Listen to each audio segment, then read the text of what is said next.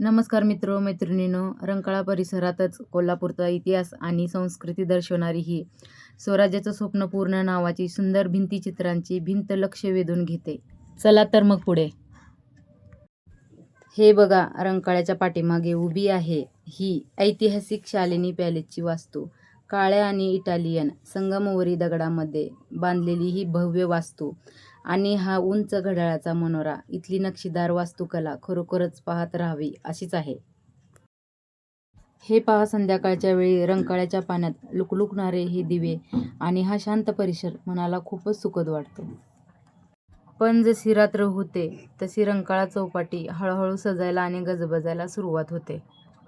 चौपाटीवरील या खाऊ गल्लीत तर लोकांची तुफान गर्दी जमायला लागते. रस्त्याच्या दोन्ही बाजूंना असणारे निरनिराळे चविष्ट अन्नाचे स्टॉल आणि ही गजबज पाहण्यासारखी असते.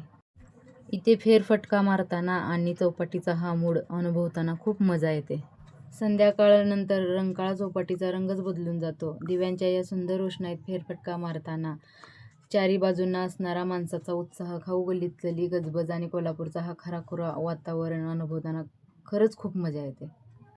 चौपाटीवर आलोय म्हटल्यावर काहीतरी थंडगार आणि गोड तर बनतंच. म्हणून आम्ही आलोय न्यू मेवाड फालुदा स्टॉलवर. दादाने आमच्यासाठी मस्त मँगो फालुदा बनवायला घेतलाय. फालुद्यामध्ये रसरशीत रबडी आणि सिरप आईस्क्रीम घालण्याची ही भन्नाट पद्धत पाहताच तोंडाला पाणी सुटतं. दादांना पैसे दिले आणि आमचा फालुदा रेडी झाला. हा पहा, लाइटिंगमध्ये चमकणारा न्यू मेवाड फालुदा व आईस्क्रीमचा बोर्ड. आणि इकडे माझ्या भावाने थंडगार आणि अप्रतिम चवीच्या या मँगो फालुद्यावर ताव मारायला सुरुवात केली.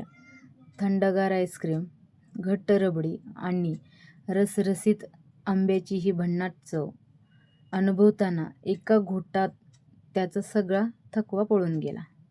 गोड फालुद्यानंतर मी स्वतः चौपाटीवरच्या या चटकदार आणि झणझणीत पाणीपुरीचा मस्त आस्वाद घेतला. गोड फालुदा आणि पाणीपुरीनंतर शेवटी या गरमागरम पावभाजीवर ताव मारला. माझा मुलगा शेजारी उभा राहून प्रेमाने म्हणाला, 2 घास खाऊन घे. त्याच्या या गोड बोलण्याने आजचा हा रंकाळा दौरा खऱ्या अर्थाने खूप खास बनला. आणि हे पहा, चौपाटीवरचं हे गरमागरम भाजलेलं लिंबू मसाला कणीस.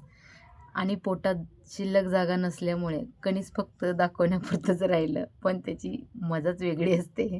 घरातून निघतानाच माझ्या मुलीने येताना माझ्यासाठी खेळणी आणा असं सांगून ठेवलेलं. त्यामुळे मी पुढे चालत असताना खेळण्याचा स्टॉल दिसताच मी तिथे थांबले. स्टॉलवर छान छान खेळणी आणि मस्त रंगीबेरंगी फुगे विकायला ठेवले होते. मग मी तिच्या शब्दाचा मान ठेवत खेळणी स्टॉलवरून माझ्या मुलीसाठी हा सुंदर फुगा विकत घेतला. शेवटी काय, मुलांच्या इच्छेपेक्षा आणि त्यांच्या आनंदापेक्षा दुसरं महत्त्वाचं काहीच नसतं.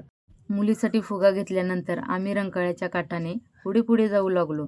रात्रीच्या त्या शांत वातावरणात पाण्यावर पडलेला दिव्यांचा पिवळा धमक प्रकाश आणि पाण्यात लुकलुकणारे हे दिवे पाहताना मन अगदी प्रसन्न होऊन गेलं होतं.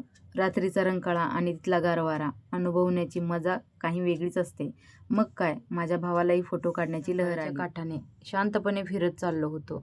बाजूलाच रंकाळ्याच्या गोल बागेभोवती चमकणारे हे सुंदर दिवे रात्रीच्या या वातावरणात खूपच मनमोहक दिसत होते.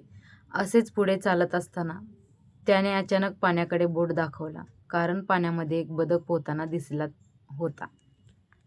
पुढे जाताना अचानक वाऱ्याची झुळूक आली आणि भावाने धरलेला तो जांभळा फुगा हवेमध्ये ओढला जाऊ लागला.